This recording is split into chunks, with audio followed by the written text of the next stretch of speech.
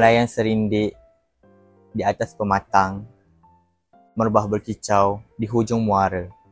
Salam sejahtera dan selamat datang, pembuka kalam, pemanis bicara. Assalamualaikum warahmatullahi wabarakatuh dan salam sejahtera. Saya, hos anda pada hari ini, Muhammad Nur Syukur bin Zahir.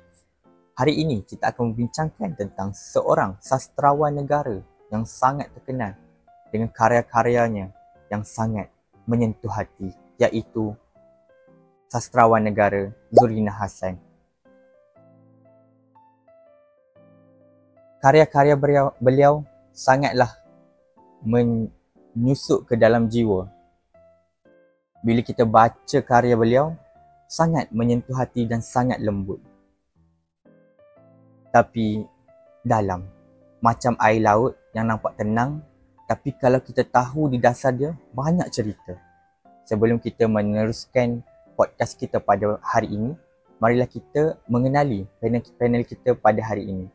Yang pertama, panel pertama, saya kenalkan, kita ada saudari Sazwani, dan panel kedua kita ada saudari Amanina, dan panel ketiga kita ada saudari Nur Imah, dan panel keempat kita ada saudari Nur Azlin. Okey, baik, sebelum kita mendalami lagi tentang sastrawan negara kita ni, eloklah dulu kita mengenali tentang perkara asas berkenaan dengan sastrawan negara kita ni. Jadi, untuk soalan pertama, saya akan mulakan dengan soalan asas dulu untuk kita mengenali tentang latar belakang, dunia pendidikan dan sedikit sebanyak tentang karyawan negara kita ni. Untuk itu, saya nak tanyalah kepada panel pertama kita. Boleh ceritakan sedikit tak tentang latar belakang kita punya sastrawan negara Zurina Hassan? Assalamualaikum dan salam sejahtera semua. Baiklah, saya akan ulaskan satu persatu tentang latar belakang Zurina Hassan. Baiklah, Zurina Hassan ini dilahirkan pada 13 Jun 1949 di Bakar Bata, Alostar, Kedah. Beliau telah mendapatkan pendidikan awal di dua buah sekolah, iaitu di Sekolah Melayu Tikam Batu pada tahun 1956 hingga 1960. Seterusnya, di sekolah kedua iaitu Sekolah Inggeris Sungai Layar melalui Special Malay Class dari tahun 1961 hingga 1963. Selepas tamat pendidikannya di pendidikan awal, beliau telah melanjutkan pendidikannya di sekolah menengah iaitu di Sekolah Konvent Sungai Petani iaitu pada tahun 1964 hingga 1966.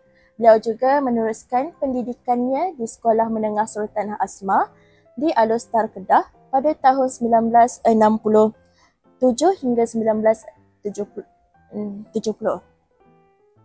Selepas tamat pendidikannya di sekolah menengah, beliau melanjutkan lagi pengajiannya di institusi pengajian tinggi iaitu di Universiti Sains Malaysia yang bertapak di Pulau Pinang pada tahun 1971.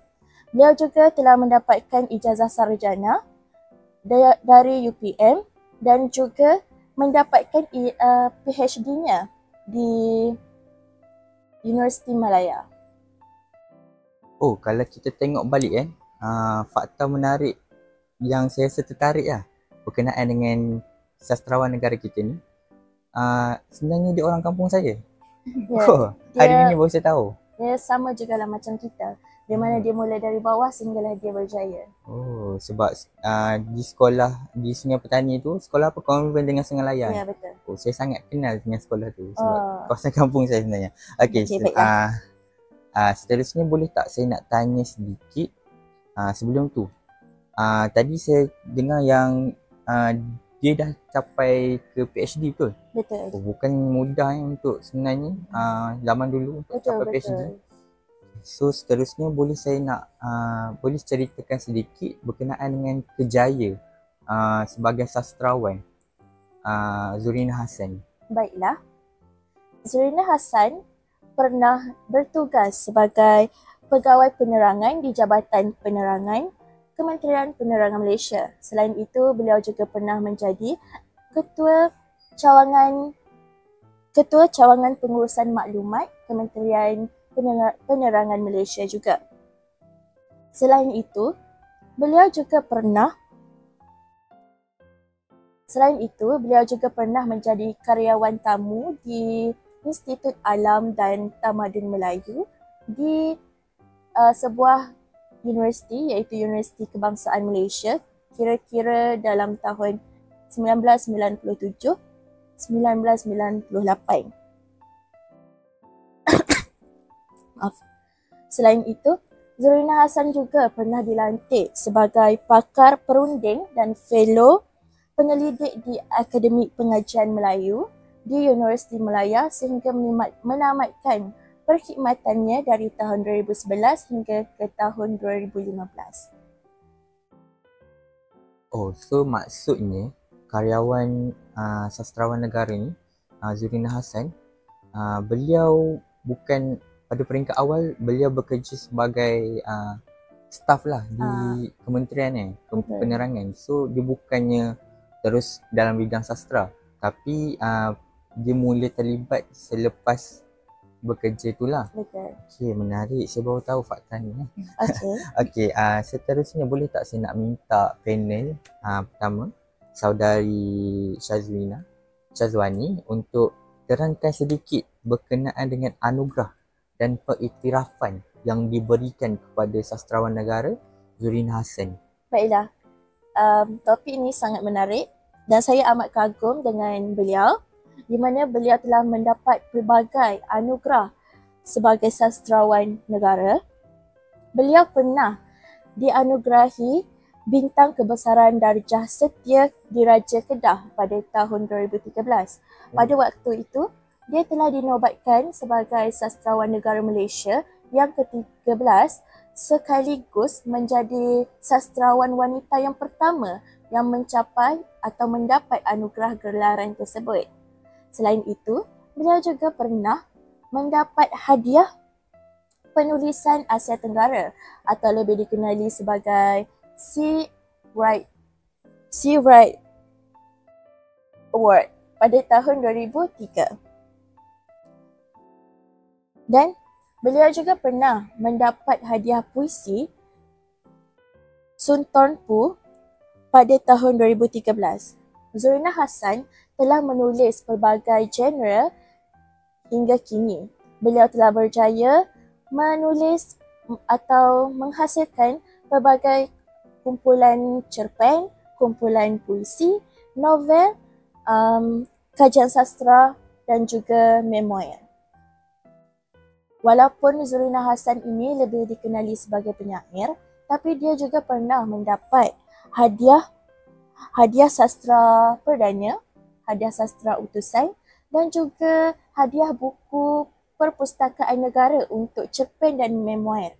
Namun begitu, karya-karyanya juga banyak yang telah diterjemahkan kepada bahasa-bahasa lain.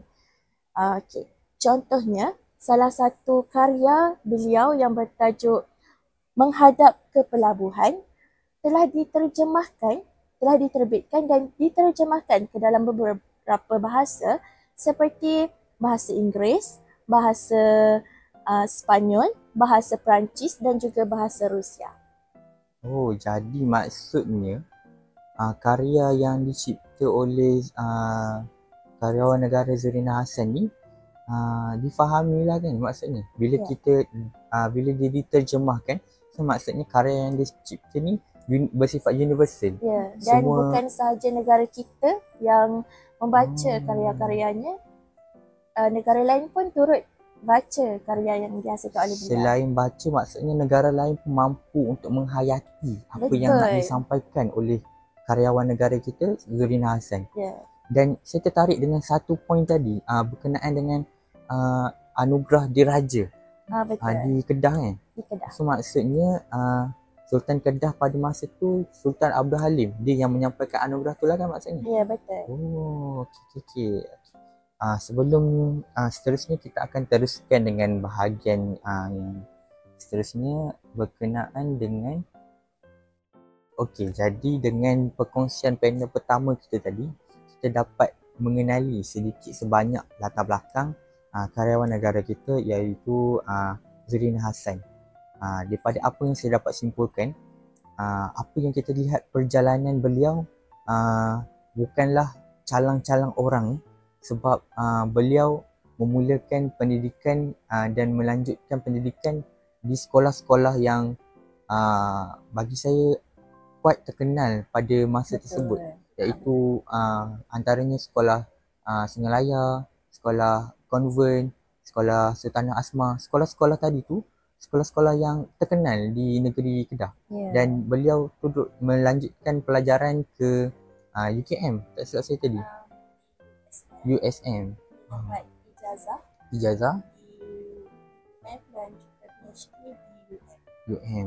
Jadi maksudnya bukanlah calang-calang orang pada masa tersebut dapat melanjutkan pelajaran sampai ke peringkat PhD. Okey. Seterusnya kita teruskanlah dengan slot kita seterusnya untuk kita mengetahui tentang kerjaya dan penglibatan beliau dalam bidang sastra dan kesusastraan Melayu. Okay, seterusnya saya mempersilakan panel kedua kita, Saudari Nur Amanina untuk berkongsi sedikit berkenaan dengan permulaan kerjaya seorang sastrawan negara, iaitu Zurina Hassan.